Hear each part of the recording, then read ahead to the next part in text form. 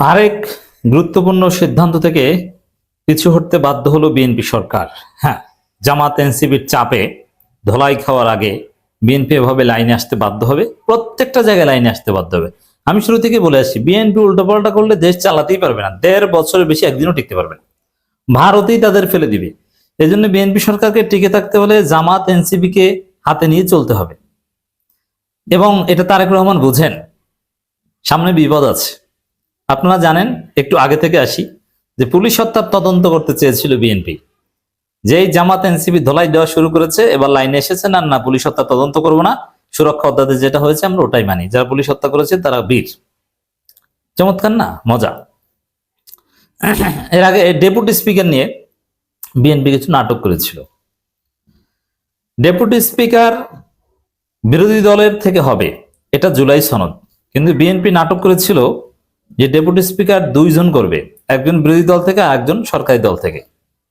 কিন্তু না, এখন বিএনপি মোটামুটি স্পষ্টভাবেই বলছে যে ডেপুটি স্পিকার হবে বিরোধী দল থেকে, জুলাই সনদে যেটা আছে সেভাবেই। আই রিপিট, ভালোভাবে বুঝেন, বিএনপি এর আগে বলেছিল যে ডেপুটি স্পিকার 2 জন হবে, একজন বিরোধী দল থেকে একজন সরকারি দল থেকে। এখন বলছে যে না, ডেপুটি স্পিকার বিরোধী দল থেকেই হবে, 2 জন হোক আর একজন হোক, বিরোধী দল থেকে একজনই হবে। কেন? যে এইগুলো নিয়ে উল্টোপাল্টা করলে, জুলাই সনদে যেটা আছে এগুলো নিয়ে নাটকীয়তা করলে বিএনপি বেকায়দায় পড়বে। ভয়ে লাইনে এসেছে, লাইনে আসতে বাধ্য হয়েছে। বিএনপিকে ধন্যবাদ জানাই। এতে একটা ভারসাম্যপূর্ণ সংসদ হবে এবং ডেপুটি স্পিকার জামাত পাবে, যার ফলে এটা হবে জামাত ইসলামীর একটা ঐতিহাসিক অর্জন। সেই ঐতিহাসিক অর্জনের মাহেন্দ্রক্ষণে জামাত 12 মার্চেই সম্ভবত, আর কয়েকদিন পরেই ডেপুটি স্পিকার, স্পিকার এগুলো নির্বাচিত হবেন। ডেপুটি স্পিকার জামাত ইসলামীর হবেন। কে হবেন জামাত ইসলামীর ডেপুটি স্পিকার? দেখেন, জামাত ইসলামীতে শক্তিশালী দক্ষ পার্লামেন্টারিয়ানের অভাব। সেখানে অনেকে বলবেন যে শাহজাহান চৌধুরী না, শাহজাহান চৌধুরীর মতো লোক পার্লামেন্টে চিৎকার দেওয়ার জন্য দরকার আছে, তাকে ডেপুটি স্পিকার বানানো ঠিক হবে না। তবে তিনি পরিচালনা করতে পারবেন। ডেপুটি স্পিকার পদের জন্য সবচেয়ে যোগ্য লোক, ভদ্র, মার্জিত, সবার কাছে গ্রহণযোগ্য, মাওলানা মতিউর রহমান নিজামীর ছেলে ব্যারিস্টার নজিব মোমেন এমপি। তার মতো ঠান্ডা মাথার, মেধাবী, যোগ্য, ভদ্র, গ্রহণযোগ্য লোক আমি খুব কম দেখেছি। টকশো করেন, আমি তার টকশো গুলো মন দিয়ে শুনি। এত ধীর সুস্থে কথা বলেন, কখনো উত্তেজিত হন না, তাকে কি উত্তেজিত করতে পারেন না। এরকম ডিসেন্ট মানুষ খুব কম আছে। জামাতের সবার আচার ব্যবহার কিন্তু একরকমের নয়। ডাক্তার তাহেরের আচার ব্যবহার নিয়ে অনেকের প্রশ্ন আছে, সেন্স অফ হিউমারেরও অভাব আছে তার, এবং অনেকেই তার উপর সন্তুষ্ট নয়। ব্যক্তি জীবনে তার ইসলাম পালন নিয়ে যথেষ্ট সমালোচনা আছে, কিন্তু ব্যারিস্টার নজিব মোমেন একজন পারফেক্ট আদর্শ মানুষ। এরকম একজন লোক আসলে সর্বজন শ্রদ্ধেয়, সর্বজন গ্রাহ্য, এবং তার ক্যারেক্টার, তার কথাবার্তা, আদর্শ সব ইনক্লুসিভ। ডেপুটি স্পিকার পদের জন্য ব্যারিস্টার নজিব মোমেন সবচেয়ে বেশি ফিট। আর শাহজাহান চৌধুরীকে পার্লামেন্টে দরকার। জামাতের সংসদীয় দলের হুইপ বা এরকম কোন পদ, এগুলো নির্বাচিত। বিরোধী দলের চিফ হুইপ নাহিদ ইসলাম, এটা ফাইনাল হয়ে গেছে, কিন্তু হুইপ থাকবেন কিন্তু বেশ কয়েকজন। তাদের মধ্যে শাহজাহান চৌধুরী হবেন।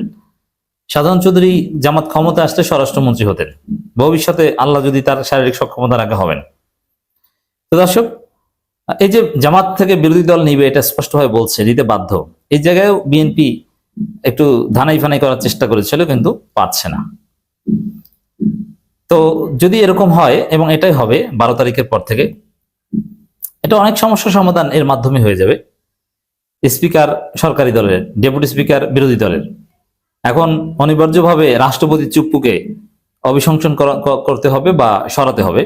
তখন যিনি স্পিকার তিনি হবেন ভারপ্রাপ্ত রাষ্ট্রপতি, কারণ রাষ্ট্রপতিকে অভিশংসন করার পর নতুন রাষ্ট্রপতি নির্বাচিত করতে বেশ কয়েকদিন সময় লাগবে। তো কমপক্ষে 1 মাস বা তার কাছাকাছি সময় ভারপ্রাপ্ত রাষ্ট্রপতি হিসেবে দায়িত্ব পালন করবেন যিনি সংসদের স্পিকার থাকবেন, তিনি সম্ভবত ডক্টর মঈন খান হবেন স্পিকার। তিনি অত্যন্ত ভালো মানুষ। তো মঈন খান ভারপ্রাপ্ত রাষ্ট্রপতি হবেন। এরপরে রাষ্ট্রপতি যদি ইউনূসকে না বানায়, বা ইউনূসকে একটু পরে বানালো, এর আগে হয়তো ডক্টর খন্দকার মোশাররফ হোসেনকে বানাতে পারে। সেখানে যখন ভারপ্রাপ্ত রাষ্ট্রপতি দায়িত্ব পালন করতে যাবেন স্পিকার, তখন ডেপুটি স্পিকারই মূল স্পিকার হিসেবে সংসদে দায়িত্ব পালন করবেন। তখন বিরোধী দলীয় চিফ হুইপ চাইলেই সংবিধান সংস্কার পরিষদের অধিবেশন আহ্বান করতে পারবেন, এবং ডেফিনেটলি জামাতের ডেপুটি স্পিকার, যিনি তখন চিফ স্পিকার হিসেবে দায়িত্ব পালন করবেন, তিনি তখন সেটা সভাপতিত্ব করবেন। এবং সংবিধান কিন্তু যেহেতু 60 জন লাগবে জুলাই সনদ অনুযায়ী কোরাম হতে, জামাত এনসিপির 60 জন মিলে, 60 জনের বেশি আছে তাদের, তারা কিন্তু একটা নতুন সংবিধান পাশ করিয়ে ফেলতে পারবে। এখন এটা যে ঘটবে সেটা না, আর বিএনপি সেটা হতে দেবে তা না, মানে এরকম ঘটার সুযোগ আছে, সুযোগ আছে বলে বিএনপি লাইনে আসবে।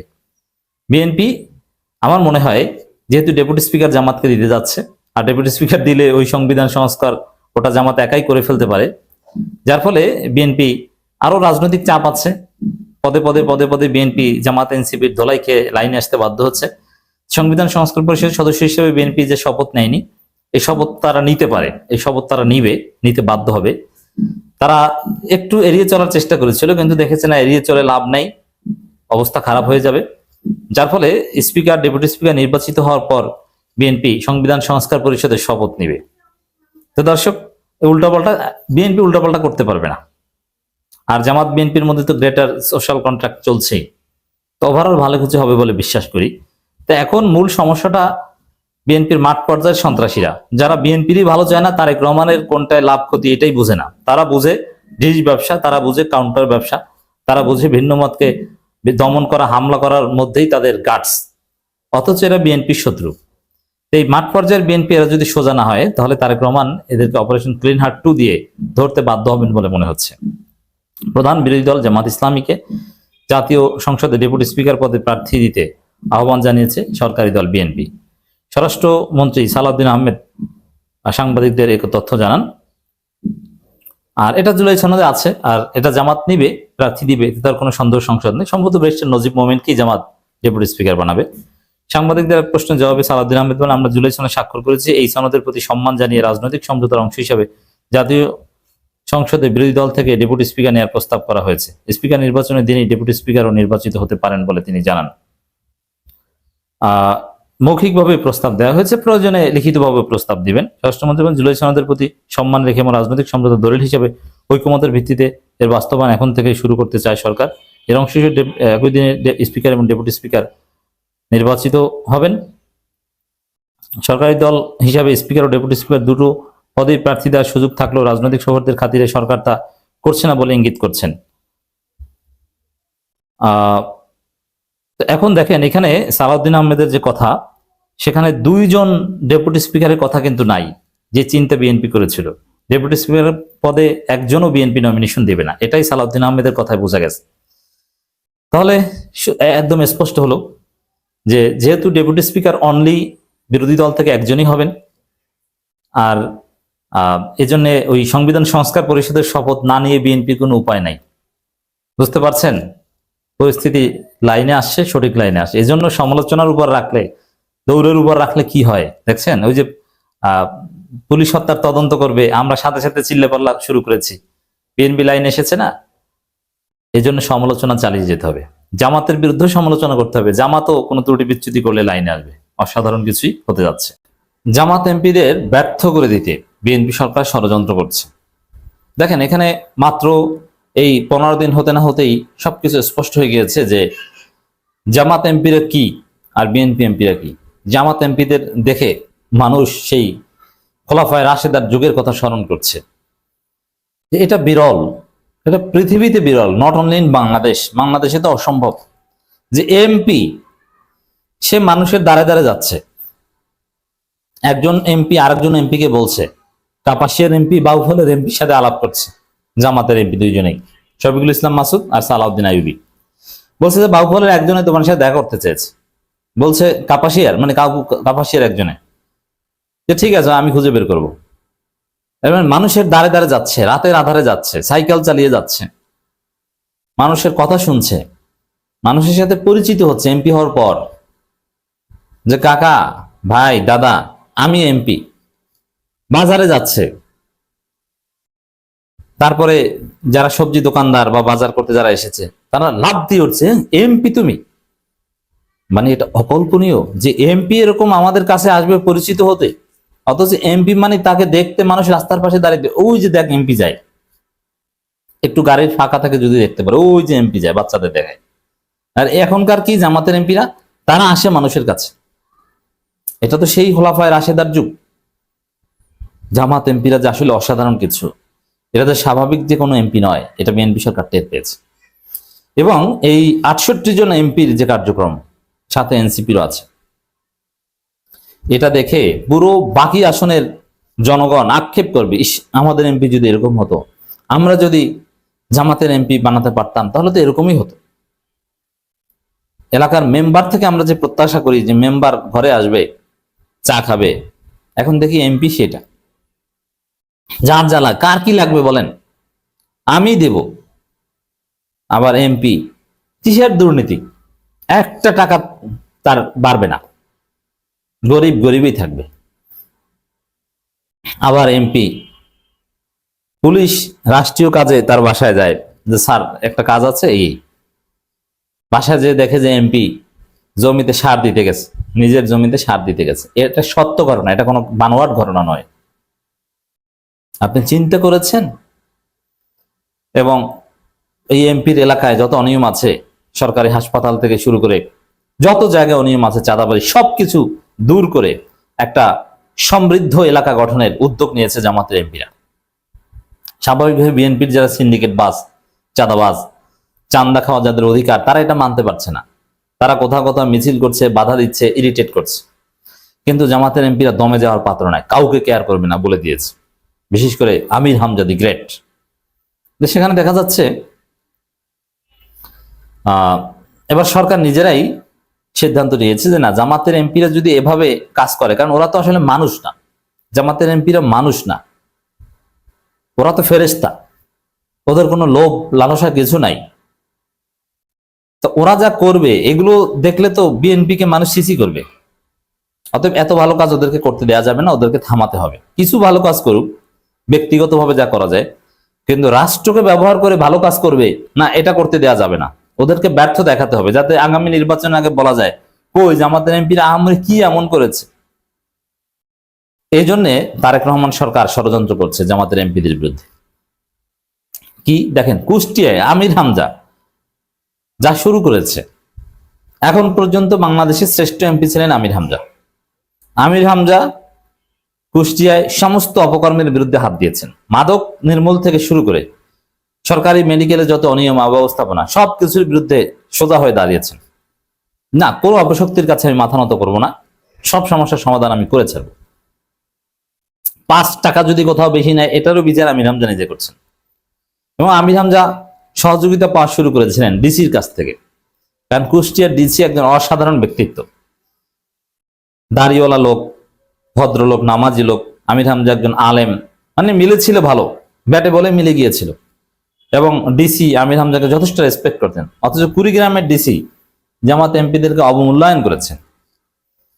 সে কুড়িগ্রামের ডিসি বহাল তবিয়তে আছে, অবমূল্যায়নের অভিযোগে বিক্ষোভ মিছিল হয়েছে। কিন্তু কুষ্টিয়ার ডিসি জামাত এমপি আমির হামজা কোঅপারেট করছে, রেসপেক্ট করছে, এটা বিএনপি সহ্য হয়নি। এ কারণে কুষ্টিয়ার ডিসিকে সরিয়ে দিয়েছে, প্রত্যাহার করেছে। তো এই যে কুষ্টিয়ার ডিসিকে প্রত্যাহার করা, শুধু কুষ্টিয়ার ডিসি না, এরকম 5 জায়গার ডিসিকে প্রত্যাহার করা হয়েছে। এখন এই প্রত্যাহার স্বাভাবিক, আপনি এটাকে অন্যায় বলতে পারবেন না, এটার অধিকার রয়েছে। কিন্তু ইন্টেনশন হচ্ছে জামাত এমপিদের ব্যর্থ করে দেয়া। নইলে কুষ্টিয়ার এমপিকে নিয়ে পুরো জাতি গর্বিত, কুষ্টিয়ার ডিসিকে নিয়ে। কুষ্টিয়ার ডিসি এবং সিলেটের ডিসি, ডিসি সরওয়ার সিলেটের, এই দুইজনকে মানুষ প্রশংসা করছে। এখন এদেরকে না, এদেরকে এখন অন্য কোনো ধৈর্য পদে চাকরি দেওয়া হবে, এদেরকে ডিসির মতো গুরুত্বপূর্ণ পদ আর দেওয়া হবে না। এমন যদি হয় যে ঠিক আছে কুষ্টিয়ার ডিসিকে কুষ্টিয়া থেকে বরিশালে পাঠানো হয়েছে, এটা একটা ভিন্ন কথা, কিন্তু না, আমার মনে হয় তাকে ডিসিগিরি করতে দেওয়া হবে না, তাকে সচিবালয় কোনো একটা দায়িত্ব দিয়ে বসেই থাকবে। তো দর্শক, এই যে খবর 5 জেলার ডিসি প্রত্যাহার, এটা মূলত জামাত এমপিদের ব্যর্থ করে দেওয়ার একটা বিএনপি সরকারের ষড়যন্ত্র। কারণ কি, ওই যে জামাত এমপিরা যা শুরু করেছে, জাস্ট ডিসিদের একটু কোঅপারেশন পেলে, ওসিদের কোঅপারেশন পেলে মাদক মুক্ত করে ফেলবে, চাঁদাবাজি মুক্ত করে ফেলবে, এবং যত অনিয়ম আছে সবকিছু একদম শূন্যর কোঠায় এনে ফেলবে। এখন ডিসি যদি এমপি কে কোঅপারেট করেন, তাহলে ওসি লাইনে আসতে বাধ্য, কারণ জেলার আইন শৃঙ্খলা কমিটির প্রধান কিন্তু ডিসি, এসপি তার অধীনে। তা ডিসি যদি এসপি কে বলে ওসি কে এটা বলে দাও, এসপি যদি ওসি কে বলে, ওসির বাপ ওটা করতে বাধ্য, স্থানীয় বিএনপি নেতা যাই বলুক না কেন। এই জন্য ডিসি কে সরানোই হচ্ছে আসল খেলা। ডিসি কে সরালে এমপি দুর্বল। এমপি কে যদি ডিসি কোঅপারেট না করে, যদিও জামাতের লোকজন এত ভোদাই না, তারা ডিসি উল্টাপাল্টা করলে সেটা নিয়ে প্রকাশ্যে কথা বলবে। বিশেষ করে রংপুরের ডিসি কে ঘাট ধরে রংপুর থেকে বের করার ব্যবস্থা করতে হবে, কারণ জামাতের এমপিদের অবমূল্যায়ন করছে। এই জন্য দেখবেন সাতক্ষীরা, মেহেরপুর, চুয়াডাঙ্গা, বাগেরহাট, যেসব জায়গায় জামাতের এমপিদের আধিক্য, সেই সব জায়গায় দেখবেন যে হিন্দু ডিসি অথবা আগে আওয়ামী লীগ ব্যাকগ্রাউন্ডের ডিসি এদেরকে, অথবা কথিত মুক্তিযুদ্ধের চেতনায় বিশ্বাসী ডিসি এদেরকে পাঠানোর চেষ্টা করবে, যাতে তাদেরকে কোঅপারেট না করে পর্যাপ্ত। এটা বিএনপি নিজের পায়ে নিজে কুড়াল মারছে। এটা আত্মঘাতী সিদ্ধান্ত। প্রতিপক্ষ দলের এমপিদের ব্যর্থ করে দেওয়ার চেষ্টা এটা সরকার করতে পারে না। সুযোগ দেওয়া উচিত, যে এমপি যত পারে ভালো কাজ করুক, কিন্তু না, বিএনপি সরকার উল্টো পথে হাঁটছে। আমরা এর প্রতিবাদ জানিয়ে রাখলাম। দর্শক, দেশের 5 জেলায় জেলা প্রশাসক, ডিসি ও জেলা ম্যাজিস্ট্রেট প্রত্যাহার করে প্রজ্ঞাপন জারি করা হয়েছে। জনপ্রশাসন মন্ত্রণালয়ের সিনিয়র সহকারী সচিব জেতিপুর, ওরে বাবা, নামটা কি জেতিপুর, এর আবার কি? যে সরিয়েছে জেতিপুর, নাম দেখলেই বোঝা যায় যে জামাত বিদ্বেষী, এটা বুঝতে অসুবিধা হওয়ার দরকার নেই। স্বাক্ষরিত সংক্রান্ত প্রজ্ঞাপন জারি করা হয়েছে। প্রজ্ঞাপনে বলা হয় নিম্নবর্ণিত কর্মকর্তাদের জেলা প্রশাসক ও জেলা ম্যাজিস্ট্রেটের পদ থেকে প্রত্যাহারপূর্বক পরবর্তী পদায়নের জন্য প্রশাসনের মন্ত্রণালয়কে ন্যস্ত করা হলো। তারা হলেন গাজীপুর জেলা প্রশাসক মোহাম্মদ আলম হোসেন, পঞ্চগড় জেলা প্রশাসক কাজী মোহাম্মদ সাইমুজ্জামান, কুষ্টিয়া জেলা প্রশাসক মোহাম্মদ ইকবাল হোসেন, নেত্রকোনা জেলা প্রশাসক মোহাম্মদ সাইবুর রহমান ও চাঁপাইনবাবগঞ্জের মোহাম্মদ শাহাদাত হোসেন মাসুম। এরা প্রত্যেকে ভালো ছিল। আমি এই 5 জন সম্পর্কে খোঁজ নিয়েছি, প্রত্যেকে ভালো ভালো ডিসি ছিল। অতএব এটা বিএনপি ষড়যন্ত্র। তারেক রহমানের আই হ্যাভ এ প্ল্যান জয় বাংলা হয়ে যাচ্ছে। দর্শক, তারেক রহমান জনগণকে আই হ্যাভ এ প্ল্যানের মিথ্যা প্রলোভন দেখিয়ে ক্ষমতায় এসেছেন, কিন্তু তার আই হ্যাভ এ প্ল্যানের গোমর ফাঁস হয়ে যাচ্ছে। কি তার আই হ্যাভ এ প্ল্যান? এটা এখন তার গলার কাটা হয়ে দাঁড়িয়েছে। মানুষ কথায় কথায় তাকে খোঁটা দিচ্ছে। তার আই হ্যাভ এ প্ল্যান এটা? আই হ্যাভ এ প্ল্যান কি? দর্শক, একটা মজার কথা বলেছেন তারেক রহমান, একজন উপদেষ্টা, জনপ্রশাসন উপদেষ্টা, সবচেয়ে সিগনিফিকেন্ট উপদেষ্টা। প্রশাসন দলীয়করণ করা থেকে শুরু করে আরো যত কিছু আছে সবগুলোর মাস্টার মাইন্ড যিনি হবেন, এবং এই জনপ্রশাসন উপদেষ্টা তিনিই কিন্তু নির্বাচন কমিশনকে ডিল করেছেন। নির্বাচন কমিশন যে ইলেকশন ইঞ্জিনিয়ারিং করেছে, কিভাবে কি ঋণখেলাপিদের সুযোগ দাও, এই করো সেই করো, আরো নানান অপকর্ম যেগুলো নির্বাচন কমিশনের মাধ্যমে বিএনপির পক্ষে করিয়েছে, এবং নির্বাচন কমিশন নির্লজ্জভাবে বিএনপির পক্ষে কাজ করেছে, এগুলোর মূল হোতা তিনি হচ্ছেন এই বর্তমান জনপ্রশাসন উপদেষ্টা। দর্শক, আওয়ামী লীগ অতীতে যখন ক্ষমতায় ছিল, তখন কোন মেথোডোলজিতে বারবার ক্ষমতায় আসবে ভোট চুরি করে, জনগণ ভোট না দেওয়া সত্ত্বেও, এগুলোর মাস্টারমাইন্ড ছিলেন মূলত এসটি ইমাম। তিনি কিন্তু জনপ্রশাসনের লোক ছিলেন। অতএব ধান্দাবাজি, বাটপারি কি কি, প্রশাসনিক মেকানিজম কাকে বলে, এটা কিন্তু জনপ্রশাসনের লোকজন জানেন। এই জন্য এসটি ইমাম এটা ডিল করতেন। 14 বিনা ভোটার নির্বাচন, 18 রাতে নির্বাচন, এগুলো অ্যাবসলিউটলি এসটি ইমামের ব্রেন চাইল্ড ছিল।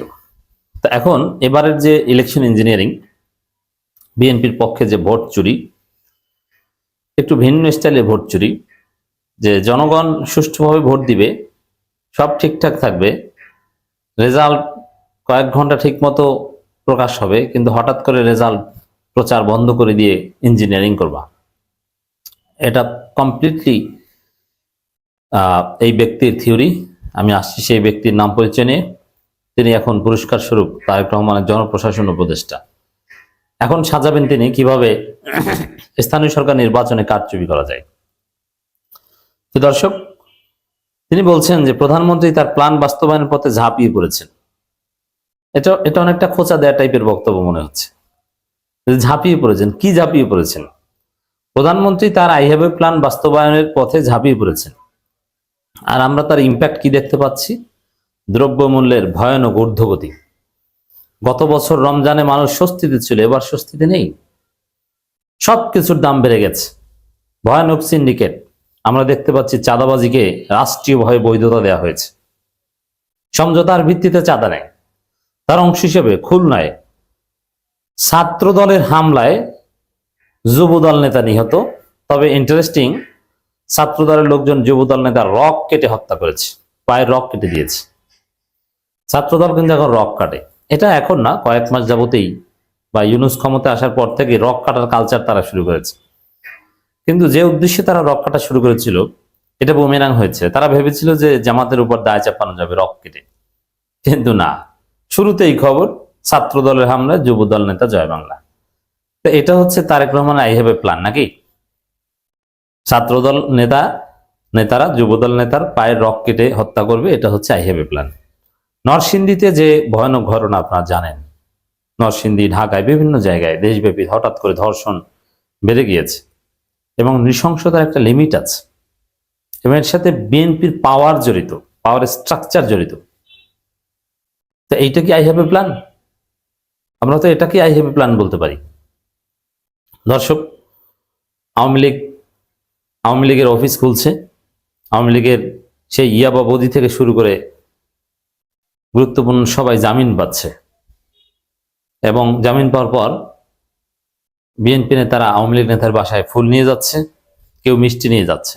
কুমিল্লায় বুড়িচঙ্গায় সরাসরি বিএনপি নেতা মিষ্টি নিয়ে গিয়েছে এবং প্রকাশ্যে সাংবাদিকদের বলেছে যে আওয়ামী লীগের ভোট ছাড়া তো আমরা জিততে পারতাম না, অর্থাৎ তাদেরকে মিষ্টি নিয়ে কেন যাব না। তো দর্শক, এই হচ্ছে তারেক রহমানের কথিত আই হ্যাভ এ প্ল্যান। আমরা এটাই দেখতে পাচ্ছি। আরো কি আই হ্যাভ এ প্ল্যান? বিদ্যুৎ মন্ত্রী অলরেডি ইঙ্গিত দিয়েছেন যে সামনে লোডশেডিং হবে, যে আমরা ঋণের কষ্টে থাকার চাইতে লোডশেডিং এ থাকা ভালো। এর মানে সামনে লোডশেডিং এর জন্য পুরো জাতি রেডি হন। হাসিনার আমলে একটু বিদ্যুৎ ভালো ছিল না, এবার বুঝবেন মজা বিদ্যুৎ কাকে বলে। বিদ্যুৎ খাম্বার দিকে হা করে তাকিয়ে থাকবেন, বিদ্যুৎ পাওয়া লাগবে না। এপ্রিল মে মাস আসুক, বুঝবেন মজা। এটা বিদ্যুৎ মন্ত্রী অলরেডি ইঙ্গিত দিয়েছেন যে ঋণের দায় নেয়ার চেয়ে লোডশেডিং এর কষ্টে থাকা ভালো। এর মানে আপনাদেরকে লোডশেডিং এর কষ্ট দিবে, বলবে যে টাকা নাই, ঋণ দিয়ে দিয়েছি, হাসিনার আমলের ঋণ দিয়ে দিয়েছি। অথচ বাস্তবতা হচ্ছে এই বিদ্যুৎ মন্ত্রী ভয়ানক এক মহা দুর্নীতিবাজ। এর টাকা মারবে, পাচার করবে, কারণ দেশে একটু অস্থিতিশীল পরিবেশ হলে সে থাইল্যান্ডে পাড়ি জমায়। তো ওখানে পাড়ি জমাতে তো টাকা লাগে প্রচুর, বিলাসী জীবনযাপন করে, স্পা করে, বডি ম্যাসেজ করে, বিভিন্ন সার্ভিস নেয়। থাইল্যান্ডে যারা থাকেন ওখানে আমরা জানি, তো আমি চিনি থাইল্যান্ডের অলিগলি অনেক কিছুই জানি। তো সেখানে পাচার করবে, এটা হচ্ছে আসল কথা। জনগণকে লোডশেডিং এ ভোগাবে। সেই 2001 থেকে 2006 আপনাদেরকে খাম্বা দিয়েছিল, বিদ্যুৎ দেয়নি, বাকি টাকা টুকু মেরে খেয়েছিল। আবার অর্থমন্ত্রী বলছেন দেশের নাজুক অর্থনীতি পুনরুদ্ধার ট্যাক্স বাড়াতে হবে। তো একটু কম দামে যা আছে দ্রব্যমূল্যের ভয়ানক ঊর্ধ্বগতির জন্য রেডি হন। মারাত্মক ঊর্ধ্বগতি হবে, জামা কাপড় থেকে শুরু করে গরিব মানুষের খাবার, বাচ্চাদের খাবার থেকে শুরু করে। আর কয়েকটা মাস অপেক্ষা করেন, ইতিহাসের ভয়ানক ঊর্ধ্বগতি ফেস করার জন্য আপনার রেডি হন। এটা হচ্ছে তারেক রহমানের আই হ্যাভ এ প্ল্যান। এটা বাস্তবায়ন করতে ঝাঁপিয়ে পড়ছেন। এজন্য আমরা দেখছি খুব দ্রুত গতিতে এগুলো বাড়ছে। এবার আসেন দেখেন এই মাস্টার মাইন্ড। কিসের মাস্টার মাইন্ড? ইলেকশন ইঞ্জিনিয়ারিং, নির্বাচন কমিশনকে কাজে লাগানোর মাস্টার মাইন্ড। তিনি বলছেন, প্রধানমন্ত্রী তারেক রহমান বলেছিলেন আই হ্যাভ এ প্ল্যান। তিনি তা বাস্তবায়নের কাজ শুরু করেছেন এবং ঝাঁপিয়ে পড়েছেন। একটি প্রতিষ্ঠানের সিওর মতো প্রতিটি বিষয় বিস্তারিত দেখছেন এবং সেভাবেই কাজ করে আদায় করছেন, এমনটাই জানিয়েছেন জনপ্রশাসন মন্ত্রণালয়ের উপদেষ্টা মোহাম্মদ ইসমাইল জহিরুল্লাহ। রাজনীতির পর্দার অন্তরালের খবর আমরা যারা জানি, আমরা যেরকম এসটি ইমামকে আলাদাভাবে স্টাডি করি, এই ইসমাইল জহিরুল্লাহকে ওইভাবে স্টাডি করতে হবে। অ্যানাদার এসটি ইমাম। অবশ্য এসটি ইমাম, ডক্টর খলিল, এরাই হচ্ছে বিএনপির ক্রিমিনালি বা এই অন্তর্বর্তীকালীন সরকারকে ব্যবহার করে জনগণকে বুঝতে না দিয়ে, জনগণকে বোকা বানিয়ে ইলেকশন ইঞ্জিনিয়ারিং করে, রেজাল্ট ইঞ্জিনিয়ারিং করে ক্ষমতায় আসার মাস্টার মাইন্ড এসটি ইমাম অ্যান্ড মানে এই ইসমাইল জহিরুল্লাহ এবং ডক্টর খলিল। আপনারা সাধারণ জনগণ, আপনারা কি জানেন যে এই দুইজন এরকম মহা ক্রিমিনাল? আপনারা তো তাদের নামই জানতেন না, এবং খলিলুর রহমানের নাম জানলেও কেউ কল্পনা করতেন না, আমরাও কল্পনা করতাম না। তো এরা এই কাজ করেছে, এদেরকেও ভবিষ্যতে স্টাডি করবে। তো দর্শক,